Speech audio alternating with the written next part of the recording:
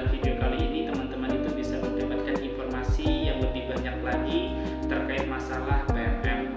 Dan tentunya pengalaman saya akan berikan di saat saya mengikuti program pertukaran mahasiswa di angkatan yang kedua. Jadi teman-teman itu bisa menyimak dan juga bisa mengambil apa yang perlu teman-teman ketahui dan juga apa yang perlu dipersiapkan untuk teman-teman saat ini. Banyak sekali pertanyaan yang saya dapatkan dari teman saya pribadi dan juga banyak dari mahasiswa dari universitas lain yang menanyakan kepada saya bagaimana pengalaman saya, kemudian sistem programnya gimana. Banyak sekali pertanyaan. Dan karena saya sebagai alumni PMM kedua sudah patut dan wajib untuk menjawab semua pertanyaan yang disampaikan oleh teman-teman yang ingin mengikuti program pertukaran mahasiswa di angkatan ketiga ini. Oke, baik teman-teman, lanjut untuk pertanyaan yang pertama. Pertanyaan yang pertama adalah apa motivasi kakak untuk mengikuti PMM? Nah, saya jawab, sebelum saya mengikuti PMM, saya koordinasi dengan alumni PMM pertama. Jadi sebelum saya mengikuti PMM kedua, saya menanyakan informasi terlebih dahulu pada alumni PMM pertama di kampus saya. Gimana sistemnya, apa yang dipelajarinya, saya menanyakan terlebih dahulu. Nah, berhubung di PMM pertama dulu itu banyak yang kegiatannya secara daring, secara online, sehingga sedikit sekali informasi yang saya dapatkan dari alumni PMM pertama karena kegiatannya dilakukan secara online, sedangkan di PMM kedua kemarin dilaksanakan secara offline, sehingga cukup berbeda sistemnya dari angkatan pertama dan juga angkatan yang kedua. Jadi motivasi saya adalah teman-teman, saya orangnya itu suka tantangan ya. Jadi saya suka sekali dengan tantangan, tapi tantangan itu memberikan suatu pengalaman baru terhadap diri saya. Dalam PMM ini ada sebuah kata-kata yaitu kesempatan ikut PMM ini adalah kesempatan satu kali seumur hidup. Jadi kalau semisal saya tidak ikut nih PMM ini, jadi saya tidak bisa merasakan gimana program PMM. Karena program PMM di sini adalah kesempatan satu kali seumur hidup. Jadi sehingga saya termotivasi, saya terdorong untuk mengikuti PMM. Meskipun saya dari Jawa Timur yang mengikuti program PMM di Universitas Negeri Medan. Jadi dari letak geografisnya saya sangat jauh sekali di Medan dan juga di Jawa Timur. Akan tetapi karena saya suka tantangan, saya ingin mendapatkan pengalaman baru untuk mendapatkan suatu hal-hal yang baru. Sehingga dari situlah saya termotivasi untuk mengikuti program PMM di angkatan kedua.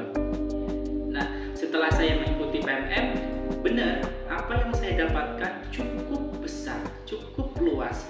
Saya belajar terkait masalah toleransi ya, kemudian saya mengenal banyak budaya, kemudian gimana sistemnya di daerah-daerah ya, kemudian yang dulunya saya pengen ke Danau Toba ternyata bisa terwujudkan dengan adanya program PMM. Dan kemudian saya berteman dengan banyak mahasiswa yang datangnya dari seluruh Indonesia, dari Sorong, kemudian dari Bali, kemudian banyak lagi mahasiswa dari berbagai universitas, sehingga banyak relasi yang saya dapatkan melalui pertukaran mahasiswa. Nah, kemudian itu jawaban yang pertama teman-teman. Kemudian pertanyaan kedua adalah, Kak, bagaimana nanti kalau semisal saya mengikuti PMM, kemudian saya berhenti di tengah jalan, semisal berhenti di tengah-tengah program, apa konsekuensinya yang saya dapatkan? Nah, sebenarnya saya tidak perlu menjawab hal ini karena sebenarnya hal ini sudah dijawab di surat SPTJM ya. Di situ ada pertanggungjawaban teman-teman terhadap PMM kalau semisal teman-teman itu melanggar ketentuan di PMM angkatan ketiga ini. Jadi jangan sampai teman-teman itu cuma mentandatangani di atas materai ataupun cuma sebagai formalitas berkas saja, akan tetapi juga dipahami apa isi dari surat SPTJM itu. Nah, surat SPTJM itu ada banyak janji yang teman-teman harus benar-benar tepati. Nah, di surat itu janji teman-teman dengan PMM itu sudah bekerja sama. Kalau teman-teman sudah mentandatangani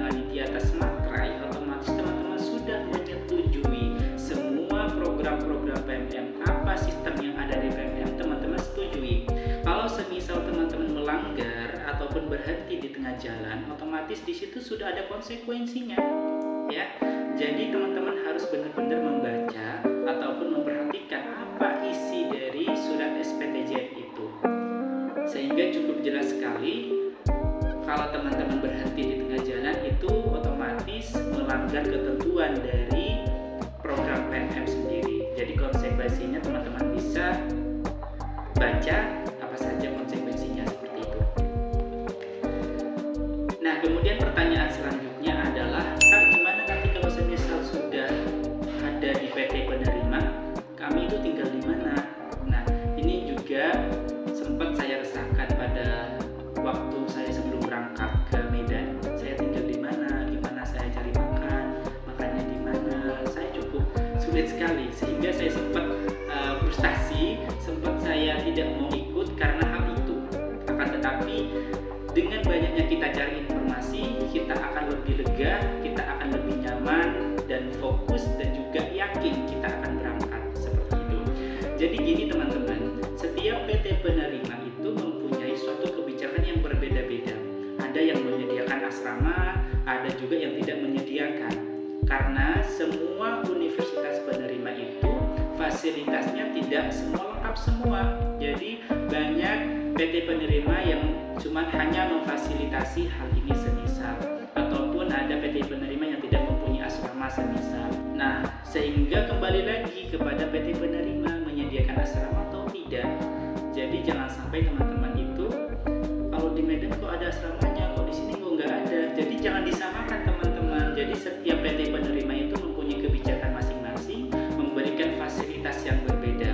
Nah, kalau di Medan, di Universitas Negeri Medan, alhamdulillah saya difasilitasi asrama. Jadi asrama cowok itu ada, asrama laki-laki itu ada di sana, yaitu namanya Rusunawa. Di sana juga difasilitasi asrama. Akan tetapi kita masuk PNM itu membayar 500.000 pada waktu itu. Kemudian yang cewek juga disediakan asrama. Waktu PNM kedua, asrama ada 2 di sana, ada di Unimed, ada juga di UMA, ya. Itu yang cewek. Jadi disediakan difasilitasi asrama. Akan tetapi ada sistem pembayarannya untuk teman-teman membayar asrama itu. Kalau tidak salah itu 500.000 per bulan seperti itu. Itu kalau di Unimed. Jadi tidak bisa disamakan Unimed dengan universitas penerima yang berbeda. Jadi fasilitas yang diberikan oleh PT penerima itu berbeda-beda, sehingga jangan disamakan seperti itu teman-teman. Nah, kemudian pertanyaan selanjutnya adalah, apakah yang lebih seru di PMM? Nah, yang pertama adalah teman-teman itu bisa menikmati perjalanan gratis, ya.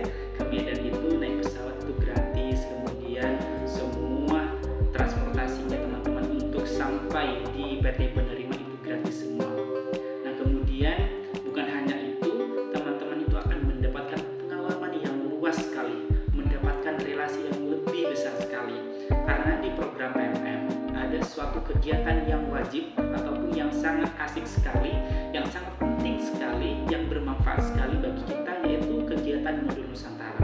Nah, dalam kegiatan Modul Nusantara ini ada 4 kegiatan di situ. Yang pertama adalah kebinekaan, kemudian kontribusi sosial, kemudian ada refleksi, dan juga ada inspirasi. Dari 4 ini kegiatannya sangat bermanfaat dan juga memberikan suatu pengalaman kepada kita yang sangat besar. Ya, kita akan mengenal budaya, kita akan belajar toleransi, kita akan mengenal banyak-banyak tempat-tempat yang unik, ya. Kita akan pergi ke suatu tempat yang memang perlu diketahui oleh banyak orang. Nah, dengan kegiatan itu kita akan mendapatkan suatu pengetahuan yang lebih besar, ya. Dan semua itu difasilitasi oleh kegiatan tersebut. Kita pergi ke suatu tempat nih, kalau dulu itu di Medan itu pergi ke Danau Toba, kita transportnya itu ditanggung, kemudian di makan itu ditanggung. Jadi semua kegiatan Modul Nusantara itu ditanggung oleh dana PMM. Jadi saya rasa itu suatu hal yang sangat luar biasa. Kita jalan-jalan gratis tapi mendapatkan ilmu dan pengetahuan dan pengalaman tentunya yang banyak tanpa kita mengeluarkan uang sepeser pun, ya. Nah, kemudian pertanyaan selanjutnya adalah, gimana Kak kegiatan Modul Nusantara itu kalau kebentrok dengan mata kuliah? Nah, gini teman-teman, dulu saya sempat berpikir seperti itu. Gimana ya kalau kebentrok semisal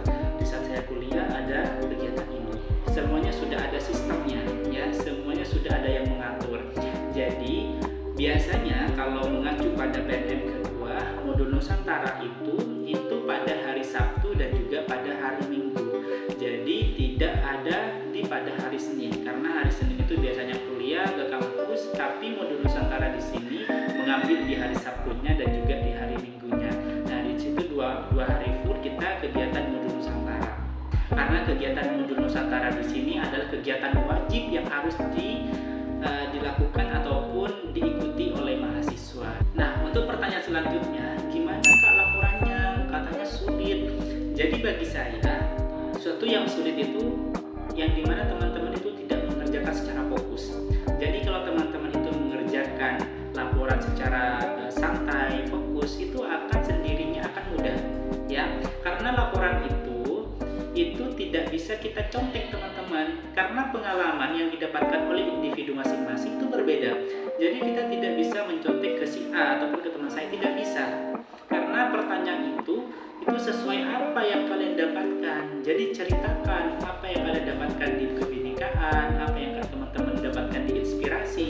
Jadi berbeda, setiap individu, setiap mahasiswa itu berbeda apa yang didapatkan meskipun pada satu program. Jadi apa yang teman-teman dapatkan itu berbeda dengan mahasiswa yang lain meskipun kegiatannya itu sama. Sehingga teman-teman itu menjawab semua apa yang teman-teman dapatkan terhadap dirinya di laporan tersebut, sehingga semua laporan itu bisa terselesaikan dengan baik. Nah, itu beberapa pertanyaan yang saya dapatkan dari teman-teman semuanya. Banyak sekali sebenarnya teman-teman pertanyaan yang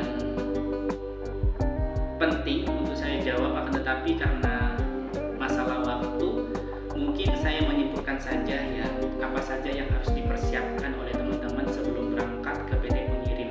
Yang pertama adalah teman-teman harus cari informasi yang lebih banyak ya terkait masalah PMM. Sebenarnya banyak sekali di YouTube dan juga di sosial media lainnya terkait masalah program PMM, dan juga banyak di YouTube itu teman-teman alumni PMM itu membuat suatu video gimana pengalamannya, kemudian keluh kesahnya, senangnya gimana. Biasanya di YouTube itu banyak sekali teman-teman PMM, alumni PMM itu membuat suatu video gimana perasaannya, pengalamannya gimana. Itu banyak sekali, sehingga teman-teman itu bisa memanfaatkan sosial media seperti YouTube itu untuk mendapatkan informasi yang lebih banyak sekali. Dan kemudian teman-teman itu harus cari tahu terkait masalah PT penerima nantinya teman-teman ya. Kalau semisal di Makassar, kemudian di Bali, di Sumatera, di Lampung dan lain sebagainya, teman-teman harus cari informasi terkait masalah PT penerima nantinya.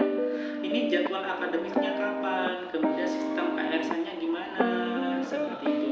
Kemudian lingkungannya seperti apa, teman-teman harus cari tahu nih kepada teman-teman yang lainnya, ataupun di sosial media ataupun di internet. Teman-teman harus cari supaya teman-teman itu sampai ke PT penerima itu bisa langsung nyaman, jadi langsung bisa kerasa untuk mendapatkan lingkungan yang baru.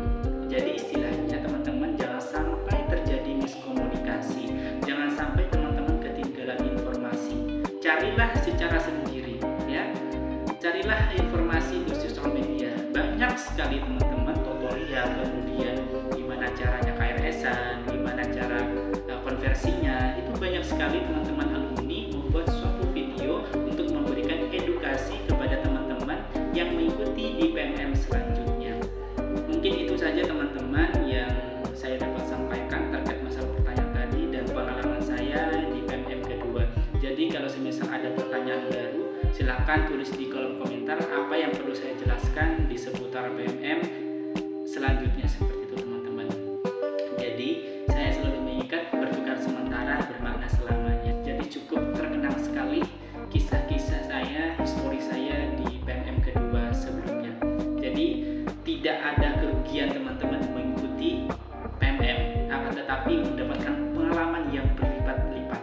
Jadi kesempatan ini adalah kesempatan yang satu kali seumur hidup. Jadi teman-teman yang sudah lolos PMM, maksimalkan. Jadi kesempatan PMM di sini tidak akan datang dua kali, jadi satu kali seumur hidup. Jadi sukses untuk teman-teman untuk mendapatkan pengalaman baru, untuk mendapatkan teman-teman baru berbagai universitas. Jadi jadi harus benar-benar dimaksimalkan. Mungkin itu teman-teman. Assalamualaikum warahmatullahi wabarakatuh.